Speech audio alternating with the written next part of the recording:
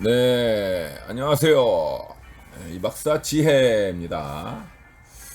자, 오늘은요, 새로운 생각은 어떻게 만들어지는가? 유현준. 유현준 교수는 그 홍대 건축과 교수입니다. 이 공간, 건축이죠. 이 공간에 대한 상당한 전문가고, 이런 이 공간의 관점에서 인류의 어떤 문명, 생각이 어떻게 변화했는가에 대한 책을 냈습니다. 네, 공간이 만든 공간이라고.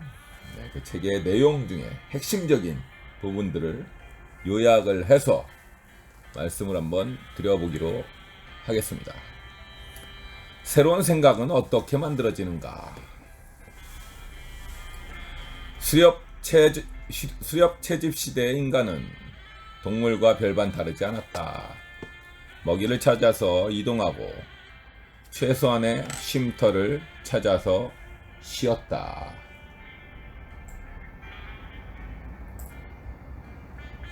이후 위기와 기회는 지구 온난화와 함께 찾아왔다. 지구가 더워지면서 빙하기가 끝나자 일부 지역에서는 물을 구하기 어려워졌다. 사람들은 물을 구할 수 있는 강가에 모여서 살게 되었다. 사람이 많아지자 사냥하기가 점점 더 힘들어졌다. 이때 창의적인 누군가가 농업이라는 새로운 음식 취득 방식을 도입했다. 인류 역사 초기에 위대한 창조적 생각은 기후변화라는 위기에 의해서 시작되었다. 사냥감을 찾아서 떠나야 했던 것과 달리 땅과 기후적 조건만 맞으면 농사가 가능했다. 농업이라는 새로운 생존 방법을 찾은 인간은 적극적으로 땅을 찾아서 이동했다. 강수량에 따라 벼농사와 밀농사로 다르게 발전했고, 경작 가능한 품종, 주변에서 구할 수 있는 재료의 제약, 노동의 방식 등에 따라서 지역별로 다른 문화의 특징들을 만들어졌다. 이후 새로운 창조는 생소한 문화와의 융합을 통해서 만들어졌다. 동서양의 문화가 교류되면서 먼 곳의 색다른 삶의 모습을 흉내내면서 새로운 문화와 생각을 만들기도 했다. 교통수단의 발달로 더 이상 발견할 수 있는 지역이 없자 인간은 새로운 학문 분야로 눈을 돌렸다. 지금은 다른 학문과의 융합을 통해서 새로운 것을 만들어내는 시대다. 지리적으로 더 이상 발견할 땅이 없자 인간은 인터넷 가상 공간이라는 신대륙을 만들었다.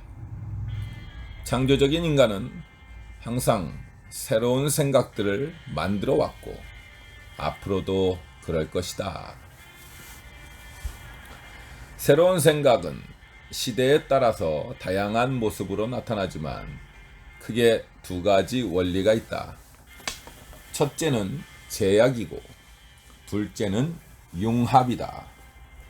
제약을 극복하기 위해서 새로운 생각이 나오고 서로 다른 생각이 융합되었을 때 새로운 생각이 만들어진다. 그런데 이 둘을 하나로 묶는 공통점이 있다. 모든 창조는 열린 마음을 가진 사람에 의해서 만들어졌다는 점이다. 변화와 새로움을 거부했던 문화는 발전을 멈췄다. 그리고 그런 문화는 역사 속으로 사라졌다. 그렇다면 열린 마음을 가지려면 어떻게 해야 할까? 자신의 불완전을 인정하는 것부터 시작해야 한다. 자신이 완전하다고 느끼는 자는 새로운 것을 만들지 못한다. 역사 속 대표적인 사례는 이집트 미술이다. 이집트인들은 자신들이 만들어낸 창조물과 사랑에 빠졌다. 그들은 자신들이 찾아낸 비율과 자세가 완벽하다고 생각했다. 그래서 새로운 것을 만들려는 시도를 하지 않고 계속해서 똑같은 조각상을 만들었다. 이집트의 조각상은 너무나 훌륭하다. 5,000년 전에 만들어진 조각이라고 보기 어려운 아름다운 얼굴과 균형 잡힌 몸을 가지고 있다. 근데 이러한 방식이 완전하다고 믿었기에 그들의 미술은 수천 년 동안 변화가 없었다. 하지만 그리스 미술은 달랐다. 그리스인들은 처음 조각상을 만들 때 그 수준은 이집트 조각상과 비교해서 너무 떨어졌다. 하지만 이들은 200년도 되지 않아서 이집트 미술을 뛰어넘는 아름다운 조각상을 만들 수 있게 되었다. 그리스인들은 자신의 조각이 완전하다고 생각하지 않았기에 매번 조각할 때마다 조금씩 발전시켰기 때문이다. 많은 학자들이 이집트 문화가 대단하다고 여기지만 현재 인류 문명을 이룬 근본적인 정신은 그리스에서 그 뿌리를 찾는다. 그 근본 정신은 다름 아닌 더 좋은 것으로 언제든지 변화할 수 있을 만큼 나는 불완전하다는 것을 인정하는 것이다. 지금이 진화의 마지막 단계라고 생각하는 순간 창조적 변화는 멈추게 된다. 21세기의 우리는 인간이 기계와 융합되는 시대에 살고 있다. 웬만한 사람들은 이제 치아 중 하나는 보철을 하고 있고 스마트폰 없이는 살 수 없는 시대에 살고 있다. 나이가 들면 심장 관상 동맥에 스텐트를 넣어서 혈관을 확장시키고 고혈압과 당뇨병, 약에 매일 먹는 사람도 많다. 현대인은 원시적인 수준이지만 서서히 사이보그가 되어가고 있다. 공간적으로도 현실 공간과 가상 공간이 융합되고 있는 중이다. 오래지 않아 특수 안경이나 콘택트 렌즈를 끼고 증강현실을 보면서 사는 시대가 올 것이다. 우리는 지금 내가 소유하고 있는 집보다는 내 인스타그램에 올라간 여행 가서 찍은 풀빌라 사진이 더 중요한 시대에 살고 있다. 인간은 현재 가상 공간 안에 완전히 다른 또 하나의 생태계를 만들고 있다. 이미 쇼핑을 비롯한 현실 공간 속 인간들의 대부분은 가상 공간에서 가능해지고 있다. 마트에 가는 대신 SSG나 마켓컬리 같은 온라인 마트를 이용하고 옷이나 가전제품 구입도 오프라인 쇼핑보다 온라인 쇼핑의 이용률이 높아지고 있다. 디지털과의 융합은 더 이상 선택이 아니라 거부할 수 없는 큰 흐름이 되었다. 이에 대한 반작용으로 우리는 캠핑을 가고 명상을 한다. 하지만 기계와 인간의 융합이라는 거대한 파도를 거스르기는 힘들어 보인다. 기계를 바라보는 시각이 바뀌는 것과 마찬가지로 건축과 도시를 바라보는 시각도 바뀌었다. 과거의 건축물은 보통 철, 콘크리트, 유리로 만들어진 무기물로 취급해왔다. 그러던 건축물과 도시가 점점 유기체로 바뀌어가고 있다. 현재 우리는 건축물이 탄소를 얼마나 배출하는지 측정한다. 얼마나 많은 에너지를 사용하고 그 건축물이 유지되기 위해서 얼마만큼의 탄소를 배출하는지 에너지의 효율성을 측정한다. 이는 마치 우리가 칼로리를 얼만큼 소모하는지 에너지 소비를 측정하는 것과 같다. 건축물의 에너지 흐름과 효율성을 측정하는 것은 마치 인체의 신진대사를 측정하는 것과 같다. 우리는 이렇게 건축물을 점점 유기체로 취급하고 있다. 영화 속 터미네이터가 점점 인간화되고 있는 것처럼 건축물이나 도시도 점점 유기 생명체처럼 되어가는 추세다. 요즘 회자되는 스마트 시티란 도시가 감각을 가지고 스스로 대응하게 하는 기술이다. 4차 산업혁명이란 모든 인간과 모든 기계가 하나의 언어로 통합되는 시대를 말한다. 현재 인간은 기계들이 사용하는 소프트웨어의 언어를 하나로 통합하는 작업을 하고 있다.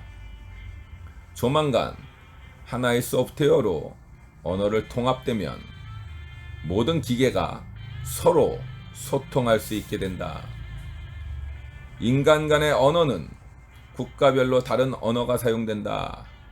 하지만 이제 곧 완벽한 동시통역 기계로 언어의 장벽이 없어질 것이다.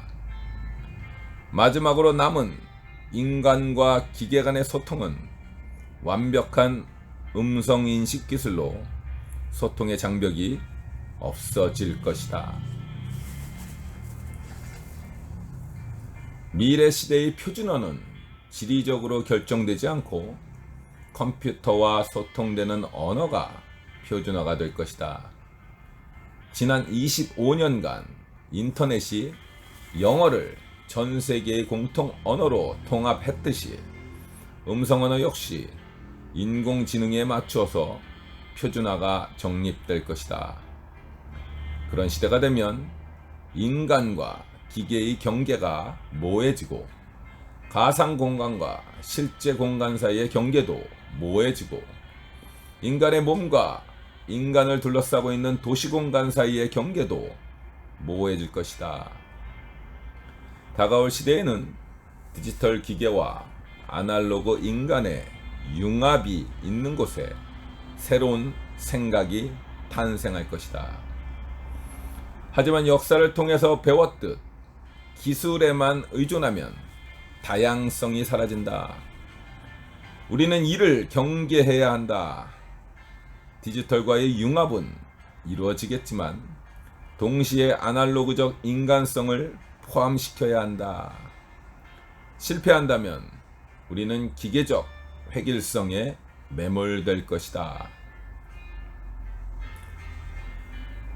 과거 식민지 시대의 유럽인은 유럽 대륙 밖에 사는 외부인은 다 야만인이라고 보았던 시절이 있었다.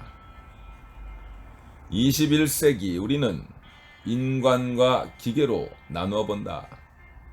어쩌면 100년 후가 되면 과거 아시아인을 야만인으로 여기던 시각이 지금은 어이없어 보이듯이 인간과 기계를 나누는 것 자체가 어이없는 이분법으로 여겨질지도 모르겠다. 디지털과 융합해가는 이 시대에 창조보다 더 중요한 것은 새로운 인간다움의 정의를 찾는 것이다.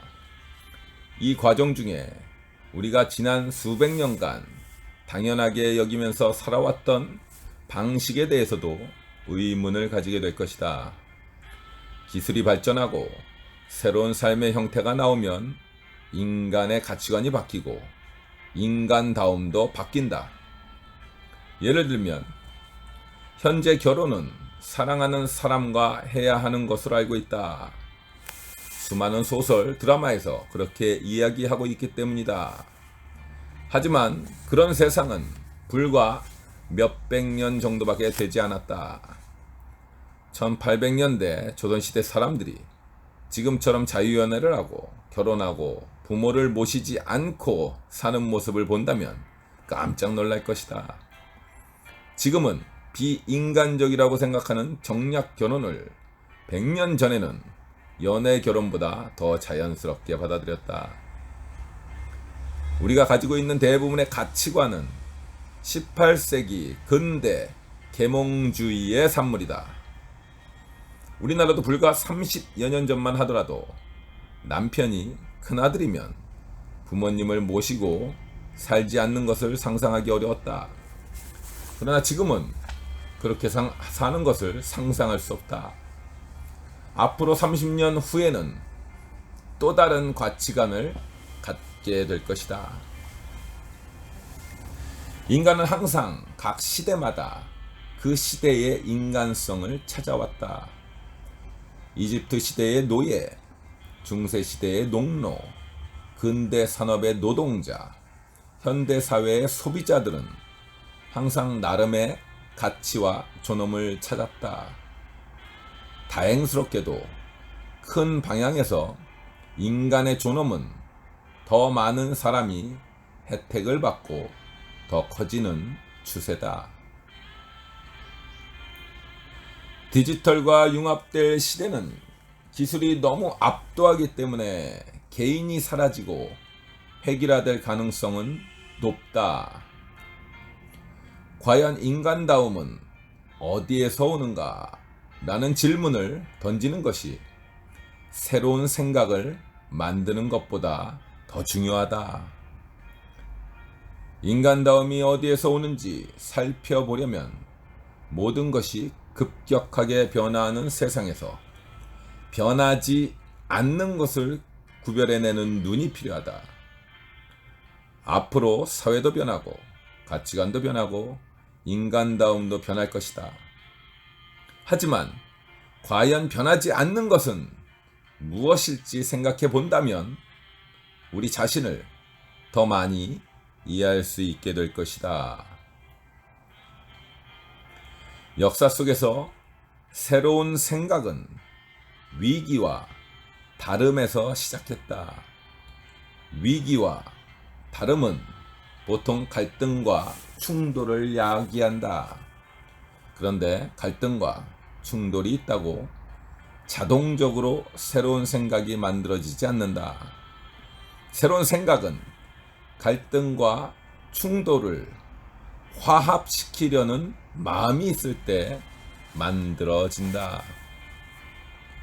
아인슈타인 이전의 물리학계에는 뉴턴의 역학과 맥스웰의 전자기학의 갈등과 모순이 있었다.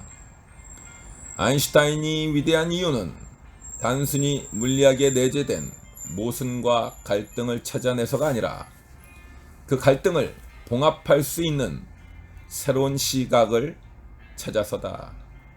아인슈타인은 역학과 전자기학의 모순을 화합시키기 위해 시간과 공간을 합친 이전에 어느 누구도 생각하지 못한 시공간이라는 개념을 만들어냈다.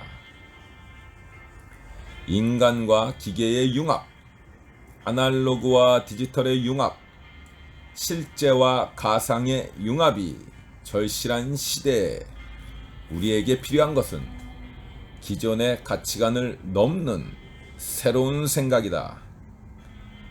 그런 새로운 생각을 만드는 창조적 영감은 갈등을 화합으로